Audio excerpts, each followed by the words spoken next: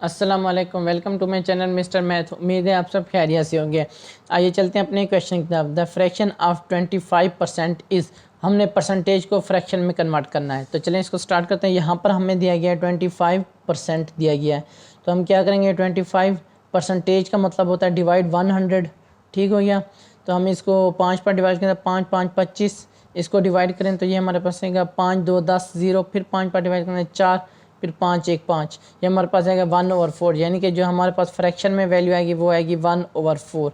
क्या आएगी, ये हमारा राइट आंसर है। कौन सा ऑप्शन हमारा ठीक है, ऑप्शन बी हमारा राइट ऑप्शन है। अब बढ़ते हैं अपने क्वेश्चन नंबर 2 की तरफ। क्वेश्चन नंबर 2 कहता है कि व्हाट परसेंट ऑफ 200 इज़ 8, यानी कि 200 का कितना परसेंट निकालें तो वो 8 के बराबर होगा। तो यहाँ पे इसको सिंपली कह सकते हैं कि 8 को ऊपर रखो, 200 पर डिवाइड कर दो और मल्टीप्लाई कर दो 100 से, तो ये हमारे पास वो परसेंटेज आ जाएगी। तो ये 2 0 से कैंसिल हो जाएगा, 2 1 2 2 4 8, यानी कि अब हमारे पास आ जाएगा 4%।